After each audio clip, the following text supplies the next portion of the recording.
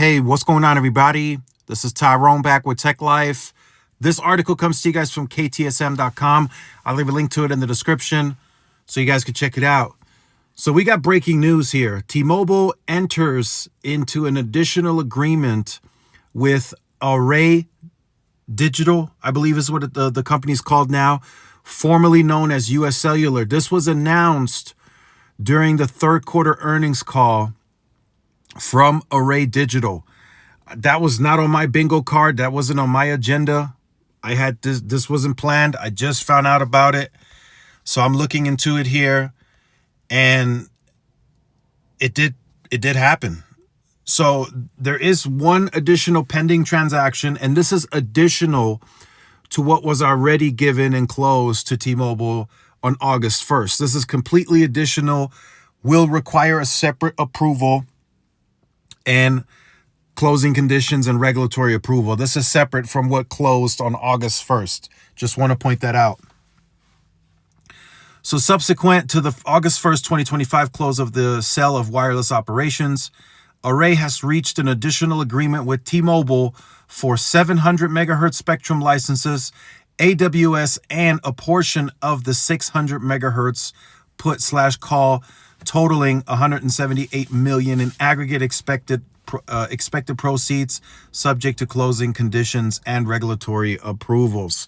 Now, it doesn't give us the total amount additional that T-Mobile would get, but what we do know is they're going to get additional 700 AWS and a portion of the 600 megahertz additional on top of what they already got when they closed August 1st. Wow, this completely blindsided me. I would say, just in comparison, I would say these types of smaller purchases are smarter, more disciplined versus what AT&T just did as a comparison, spending an additional $23 billion.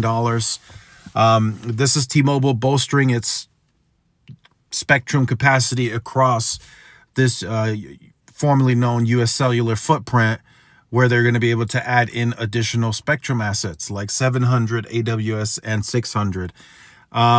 Was getting this additional agreement in spectrum absolutely necessary?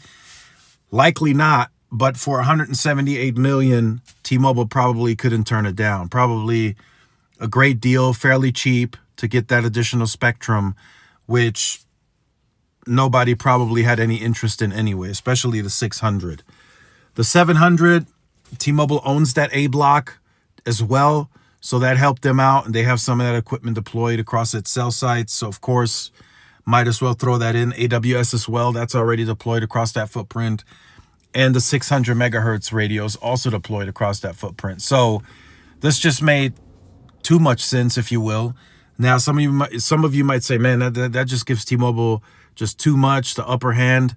But again, it's a smart purchase. They went ahead and bought it. Nobody else, I guess, fought them on it. And now they're going to get these additional holdings across that footprint for $178 million. So we'll talk more about this later in the week, but this is a pretty big deal. Smart purchase, very disciplined, nothing crazy where they spend another additional $5 billion or so. They just spent an additional $178 million, which is for T-Mobile right now, as it stands, a drop in the bucket. So very, very smart purchase for additional capacity in the network. So let me know your thoughts in the comments. Like, share, subscribe. I'll see y'all in the next one.